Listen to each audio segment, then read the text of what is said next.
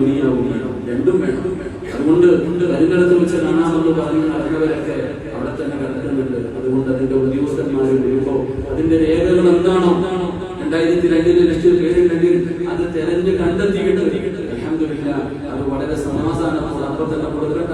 സമാധാനത്തിൽ അറിയാത്തവർ അൽഹംദുലില്ലാഹ് അതുമായി ബന്ധപ്പെട്ട ആരോടെങ്കിലും ചോദിക്കുകയും അത് വ്യക്തമായി രീതിയിൽ എഴുതി ഓരോ കുടുംബവും നമ്മുടെ നാടാണ്, നമ്മൾ ജനിച്ചു വളർന്ന നാട്, ഇത് നമ്മുടെ നാട്, ദീനുമായിട്ട് വല്ലാത്ത ബന്ധമുള്ള നാടാണ്. അതുകൊണ്ട് ഇൻഷാ അല്ലാഹ് നമ്മൾ നമ്മുടെ രാജ്യത്ത് ജീവിക്കണം. നമ്മൾ ഈ രാജ്യത്ത് ജനിച്ചവരാ, ഈ രാജ്യത്തിന്റെ സ്വാതന്ത്ര്യത്തിന് വേണ്ടി നമ്മുടെ മുൻഗാമികളുടെ ജീവിതം കൊടുത്തവരാ. അതുകൊണ്ട് ആരെങ്കിലും പറയുമ്പോൾ പൊടിതട്ടി ഓടാനുള്ളവരല്ല നമ്മൾ. അതുകൊണ്ട് രാജ്യത്ത് ജീവിക്കുമ്പോൾ ആ രാജ്യത്തിന്റെ നിയമങ്ങൾ അംഗീകരിക്കണം, ആ രാജ്യത്തിന്റെ എല്ലാ കാര്യങ്ങളും അംഗീകരിക്കണം നമ്മൾ. അതുകൊണ്ട് ആ രാജ്യത്തിന്റെ നിയമമാണ്.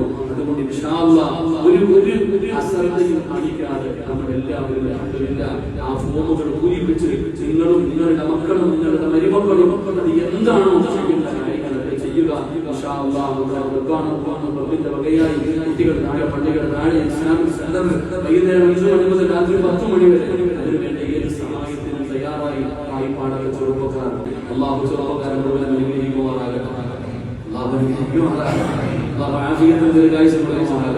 ആ മക്കളെ പള്ളിയുമായിട്ടൊന്ന് പഠിപ്പിക്കുമാറാകട്ടെ. ഉമ്മത്തിനും സമൂഹത്തിനും സമുദായത്തിനും രാജ്യത്തിനും ഉദ്ധരിക്കുന്ന മക്കളായി അല്ലാഹു നമ്മുടെ മക്കളെ സ്വീകരിക്കുമാറാകട്ടെ.